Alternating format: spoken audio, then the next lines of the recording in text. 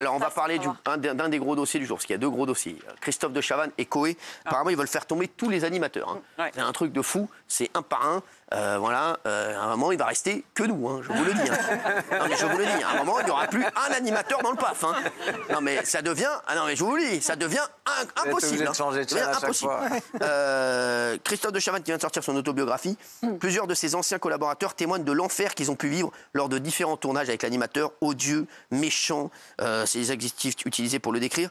Et donc, qu'est-ce qui se passe alors? C'est quoi l'histoire? Alors, c'est le Nouvel Obs qui a recueilli une douzaine de témoignages d'anciens collaborateurs. C'est l'Obs maintenant, le Nouvel Obs, ça n'existe plus. Oui, pardon, l'Obs qui a recueilli une douzaine de témoignages d'anciens collaborateurs, même apparemment des patrons de chaîne, qui y vont de leurs commentaires sur Christophe de Chavannes et le décrivent comme quelqu'un d'assez exécrable. Hein. Il aurait traumatisé bon nombre de salariés, même son assistante depuis 33 ans l'a laissé tomber il y a quelques mois, ainsi que son chauffeur. Enfin, il nous décrit tout un tas de comportements. Elle a travaillé avec lui pendant 33 ans. Donc, et il nous décrit tout un tas de comportements qui sont assez désagréables. Il aurait même déclenché des crises d'eczéma chez les gens, des crises d'angoisse. Est-ce que c'est anonyme ou est-ce que c'est des vrais témoignages? Alors c'est anonyme. La seule chose qu'on a, ce qu'il raconte dans l'interview, c'est le témoignage c'est ce qu'avait dit Alexia Laroche-Joubert, disant que c'était la pire personne avec qui elle avait jamais travaillé. Donc c'est la seule chose dans le papier. Elle dit pas vraiment ça, Alexia. Elle dit il est impossible à travailler. Elle dit ça de moi aussi. Hein. Alexia. Elle dit c'est un caractère, on s'est engueulé, on a claqué des portes. Après, c'est quand même assez connu dans le milieu que... C'est pas une enquête qui sort par hasard, c'est parce que Christophe de Chavannes a écrit un bouquin où il dit que c'est le mec le plus gentil du monde. Il se décrit lui-même comme le mec... Donc du coup, ils ont fait une contre-enquête et c'est pas vraiment ce qui sort de... C'est ça. Alors, ça dit quoi, alors Gilles, allez, Gilles, vas-y, dis-nous, parce que... Alors, sa phrase exacte dans son bouquin, c'est « Si on est gentil avec moi, je suis le mec le plus adorable qui existe ». Et donc, ses collaborateurs ont vu ça et ils décrivent, par exemple, qu'il est en retard tout le temps, insupportable, qu'il est infernal avec ce qu'on appelle le petit personnel, que quand son assistante appelle pour le réveiller le matin, elle doit attendre 3 secondes, un laps de temps avant de lui dire bonjour. C'est des comportements, vous voyez, de diva, de star. Non, mais je vous dis ce qu'il y a dans le... Il décrit des comportements... Moi, j'entends dire ça de la moitié du PAF. Hein. Voilà. C'est pas des révélations. C'est faiblard. Une sorte de personne... Les gars, je vais vous dire la vérité. On va en parler avec Valérie Benaïm qui a travaillé avec lui pendant des années. Mais les gars, je vous dis la vérité. Écrire ça, c'est vraiment pour moi. C'est vraiment... Mais c'est plus bas que la merde. Excusez-moi, hein. C'est vraiment que Christophe de Chavannes, il faut attendre 3 secondes avant de le réveiller. Non mais les gars, regardez les conneries qu'il faut raconter.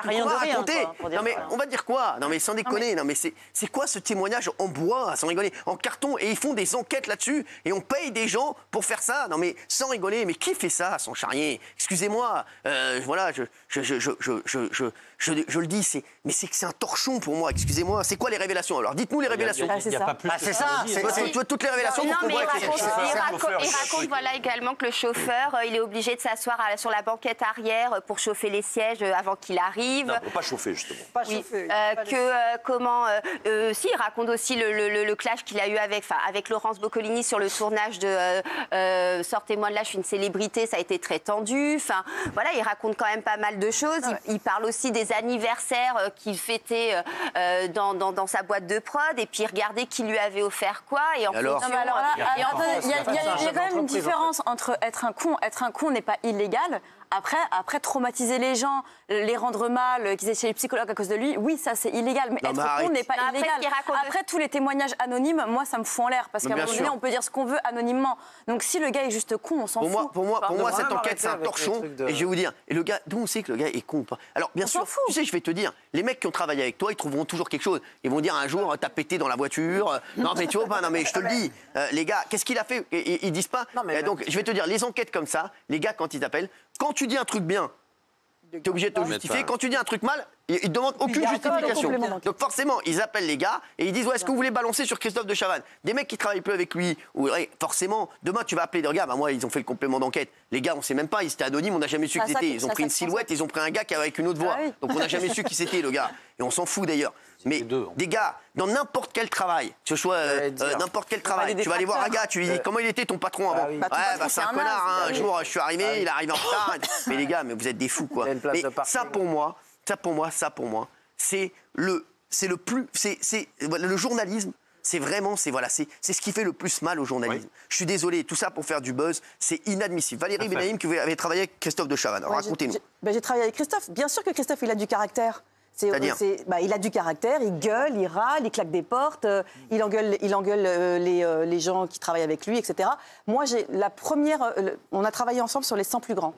Sur les 100 plus grands, il sortait de Nice People, il était très tendu parce que justement, il avait une sorte de traversée du désert et il sentait que le retour dans les 100 plus grands, c'était sa chance pour revenir. Parce qu'on a tous des moments où, voilà. Donc, il était extrêmement tendu et en même temps, il ne voulait pas perdre de sa superbe. Donc, c'est normal que tu sois un peu tendu, etc. On a fait une première émission où lui n'était absolument pas habitué à travailler en duo, moi, beaucoup habitué à travailler en duo. Ça s'est très mal passé, cette première émission. Tu ne peux pas mentir, parce qu'il était hyper tendu, parce qu'il ne me laissait pas exister, que je voulais exister, que je sentais que sous la table, il me disait « tais-toi, c'est à moi de parler », etc. etc. Il se trouve que donc, moi, je suis partie de cette première émission, pas contente. J'ai, pour la première fois de ma vie, en 20 ans de carrière, claqué moi à la porte du truc. Mais il m'a envoyé un petit mot en me disant « Je suis désolée, je crois que ça ne s'est pas bien passé et que tu l'as mal vécu. Je ne m'en suis pas rendu compte. » Et à partir de là, on en a parlé, et à partir de là, c'était fini. Donc, alors, voilà. on va voir ce qu'il y a dans l'enquête. Rien ne lui allait jamais, ni les scénettes, ni les textes, rien. Ceci exacerbé par l'isolement, la chaleur, l'ambiance. Vase clos, il disait quand il était « Je suis une célébrité, sortez-moi de là ». On a craint, raconte un ancien de TF1, que le tournage n'aille pas jusqu'au bout et que Boccolini balance tout au moment de la promotion. Donc il s'est clashé avec qui? Donc il s'est clashé avec Boccolini.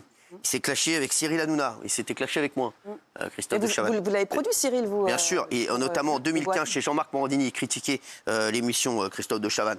Voilà, après, on s'est parlé, puis tout va bien. Voilà, moi, j'ai eu une histoire, moi, avec Christophe de Chavannes. Non, mais... À Europe 1 À Europe 1, moi, je raconte l'histoire. Allez-y. Ah oui. Vraiment que je raconte l'histoire. Oui, ça dépend, c'est le moment. Non, je vais vous dire la vérité. Moi, j'ai eu une histoire avec Christophe de Chavannes. Et en plus, à l'époque, je vais vous dire l'histoire. C'est qu'il avait critiqué Thierry Moreau.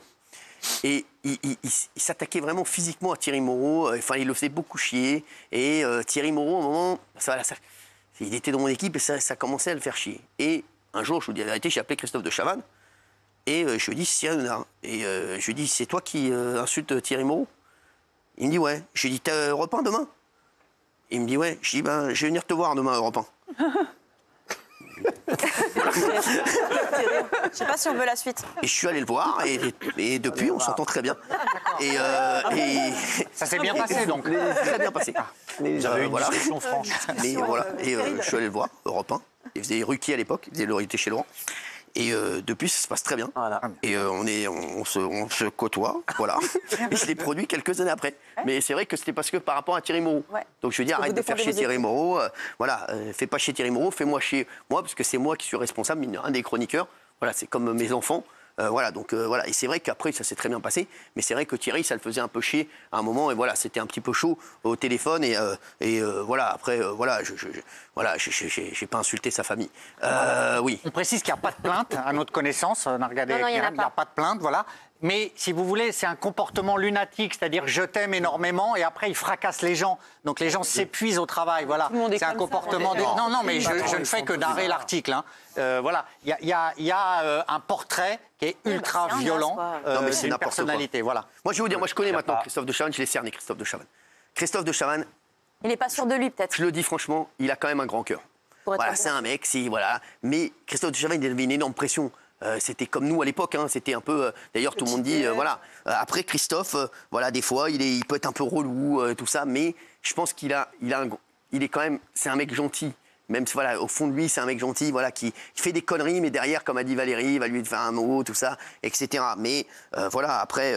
Pardon. Oui. Dans le papier, d'ailleurs, ils disent qu'il souffle le chaud et le froid. Il peut très bien vous hurler dessus et vous dire « je t'aime » et vous offrir un bouquet de fleurs par la suite. Mais bon, c'est sûr que quand on est son salarié, c'est un peu compliqué. Ça peut être compliqué à gérer. Il y a plein de patrons qui sont comme ça. Dans le monde du travail, tu as plein de patrons. Pourquoi le patron, il arrive à charger sa voiture là? Pourquoi il ne mange pas dans le même restaurant que nous? Pourquoi il a un chauffeur? Pourquoi ceci? Pourquoi cela? Pourquoi il m'a engueulé parce que j'ai pas ramené le mail en temps et en heure, les photocopies en temps et en heure? Tous les patrons sont et je rajouterais, des millions de choses. Vous a répondu sur Pierre Arditi.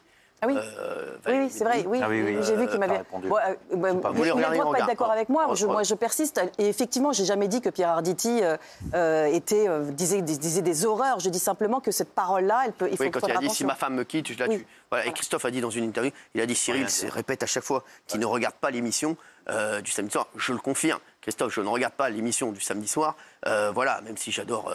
il y a des gens que j'aime bien dedans, dont Philippe Cavrivière, que j'adore. Ouais. Mais c'est vrai que je regarde jamais. Et il croit que quand je regarde des extraits d'ici, voilà, Christophe, mais c'est vrai que je ne regarde jamais l'émission, voilà, parce que j'ai déjà le samedi soir, voilà, je regarde ça souvent Canal+, surtout le premier samedi du mois.